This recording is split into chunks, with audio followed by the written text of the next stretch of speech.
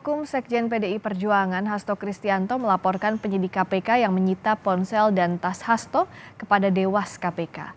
Anggota tim hukum Hasto Roni Talapesi menyebut penyitaan tidak sesuai aturan.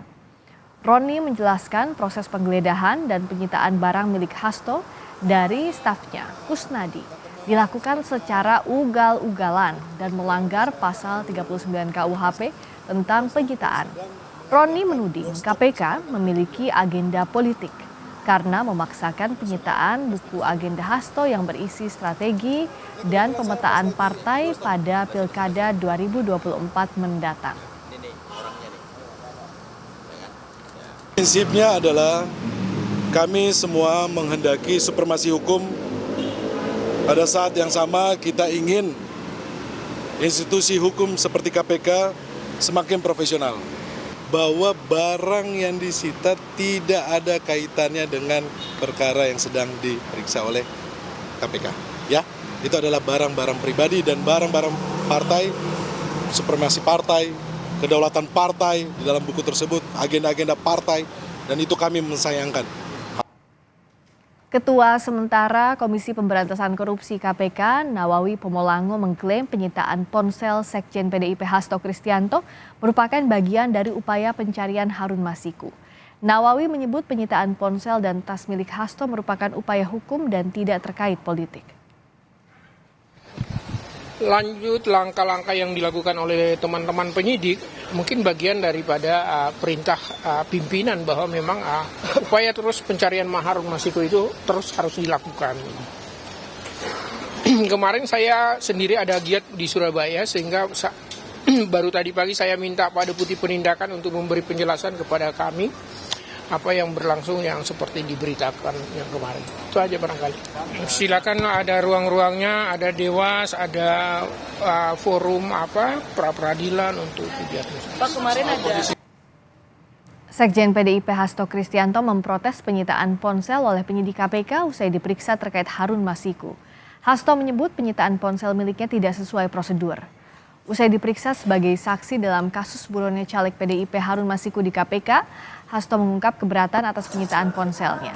KPK memeriksa Hasto sebagai saksi untuk melacak keberadaan Harun Masiku yang buron sejak 29 Januari 2020 dalam kasus suap pergantian antar waktu caleg pemilu 2019.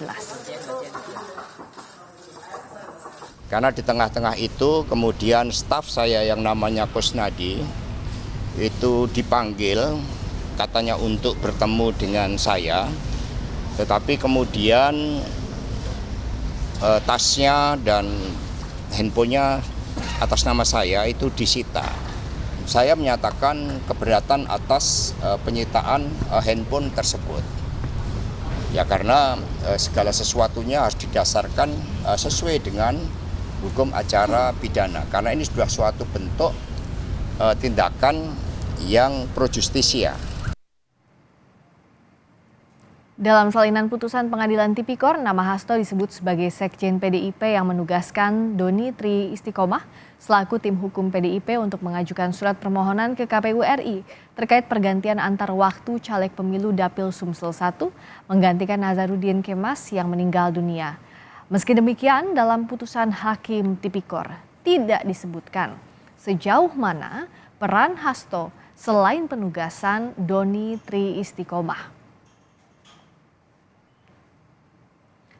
Caleg PDIP pemilu 2019 Harun Masiku menjadi buron KPK karena diduga menyuap komisioner KPU RI saat itu Wahyu Setiawan $57.350 Singapura atau saat itu setara 600 juta rupiah. KPK telah memasukkan Harun Masiku dalam daftar pencarian orang atau DPO sejak 29 Januari 2020. Tidak hanya itu, Harun Masiku juga masuk dalam daftar pencarian Interpol sejak 30 Juli 2021. Harun Masiku sempat terekam kamera pemantau di Terminal 2F Bandara Soekarno-Hatta pada 7 Januari 2020. Harun Masiku saat itu baru pulang dari Singapura, padahal tanggal 8 Januari 2020 KPK menggelar operasi tangkap tangan kepada komisioner KPU saat itu, Wahyu Setiawan, yang diduga menerima suap 600 juta dari kesepakatan 900 juta. Namun, kedatangan Harun Masiku ke Indonesia baru disampaikan Dirjen Imigrasi pada 22 Januari 2020 dengan alasan keterlambatan sistem data perlintasan di Soekarno-Hatta.